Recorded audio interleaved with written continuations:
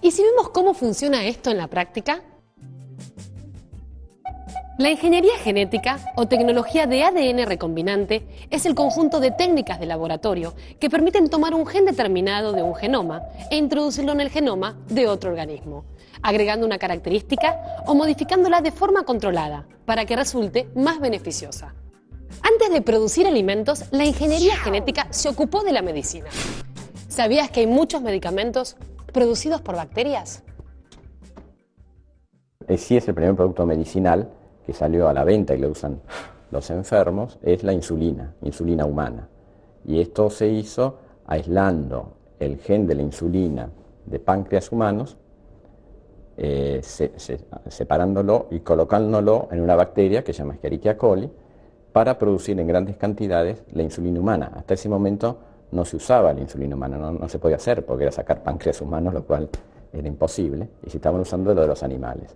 Entonces esto, además de tener una gran ventaja en medicina, sobre todo lo que trajo es una revolución tecnológica y de producción.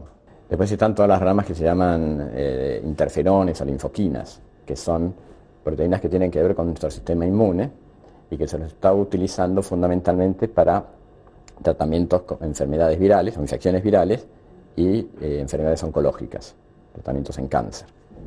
Después hay vacunas, por ejemplo, la vacuna hepatitis B. Bueno, podría seguir varios nombrando que son los que se llaman los biofármacos o terapéuticos. Y después vienen todas las nuevas corrientes que se van a ir desarrollando, como por ejemplo lo que se llama terapia génica, que es cuando uno tiene una enfermedad genética, entonces tiene una mutación que le produce, por ejemplo, una hemofilia. Uno puede pensar en que introducimos el gen no mutado y la hemofilia se cura. Los únicos casos hasta ahora que viven y que se han aplicado es lo que fue famoso como el chico de la burbuja, que nació con una enfermedad hereditaria del sistema inmune, que no podía fabricar sus respuestas y vivir en un medio contaminante como es el nuestro, mueren. Entonces ahora hay 4 o 5 chicos tratados en los cuales se le introdujo el gen de la enzima que necesitan para fabricar todo su sistema inmune y los chicos viven bien. Es un nuevo concepto además que trae la biotecnología, que es el ADN no solo como nuestra información genética, sino como medicamento. Entonces, porque ahí empieza a haber una nueva biología, en la cual se empieza a hablar de la genómica funcional, en la cual el genoma hoy en día sería como un diccionario, tener todas grandes enciclopedias con todas las letritas de nuestro alfabeto genético.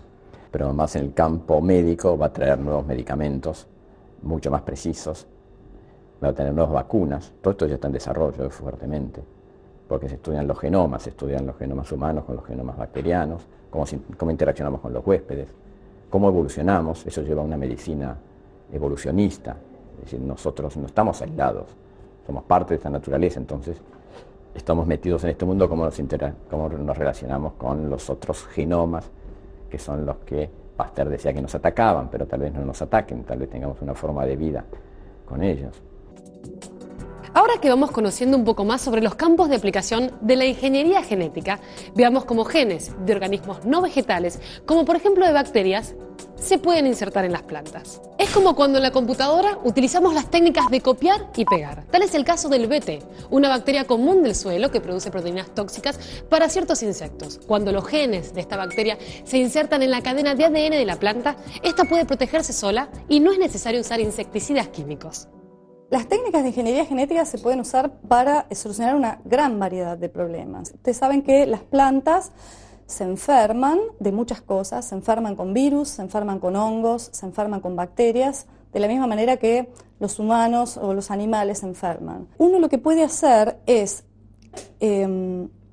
estudiar, digamos, cómo otros animales u otras bacterias se defienden contra sus enemigos naturales y usar esa información para lograr que una planta que a priori no tiene esa capacidad logre defenderse contra estos patógenos determinados. Como ustedes saben, el maíz, por ejemplo, es un cultivo de verano y durante el verano hay días frescos del verano que hacen que el rendimiento del maíz baje drásticamente. Entonces, si uno logra aislar la información que tiene el pasto patagónico, digamos, que hace que ese pasto resista el frío y introducir esa información en el maíz y lograr que el maíz resista a esos días frescos del verano, digamos, eso implicaría que no se pierda, digamos, producción del maíz si es que toca un verano fresco, por ejemplo.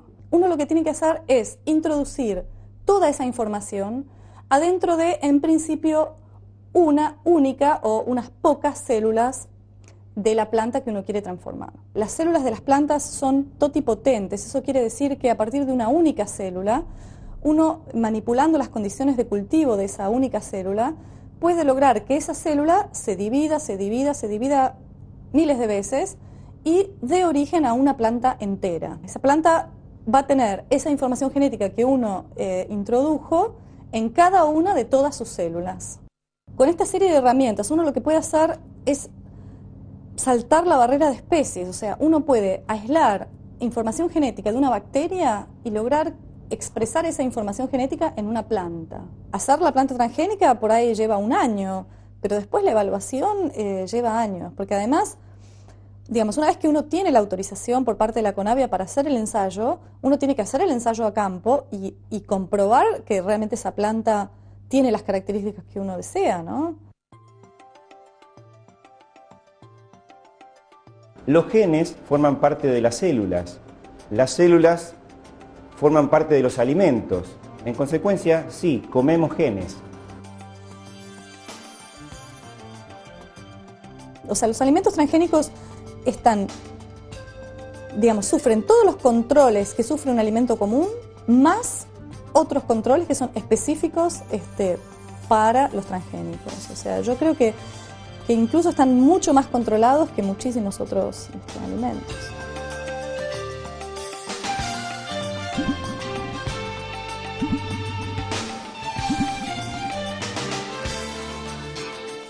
Aparte del campo o la medicina, hay otras industrias que se pueden ver beneficiadas aplicando biotecnología a sus procesos. Como la industria textil, con colorantes biológicos, la industria plástica, con plásticos biodegradables, la construcción, con nuevos materiales inteligentes, o el área energética, con combustibles biológicos elaborados a partir de plantas, biodiesel o alcohol etanol. La biotecnología y la ingeniería genética abarca todo, desde el mundo más cercano y familiar hasta el futuro en que viviremos. Un futuro en el que los avances de la biotecnología nos permitan contar con tomates que se rieguen con agua salada, papas fritas que absorban menos grasas, alimentos más seguros y nutritivos y hasta frutas que nos vacunen contra la hepatitis, el cólera o nos protejan de las caries. La vida continúa y la evolución no se detiene. La biotecnología, aplicada con ética y responsabilidad, seguirá siendo uno de los mejores aliados de la naturaleza. El hombre busca por todos los medios a su alcance vivir en un mundo mejor y para ello utiliza su herramienta más poderosa, la creatividad sumada al conocimiento, y así llegar a donde lo lleve su imaginación.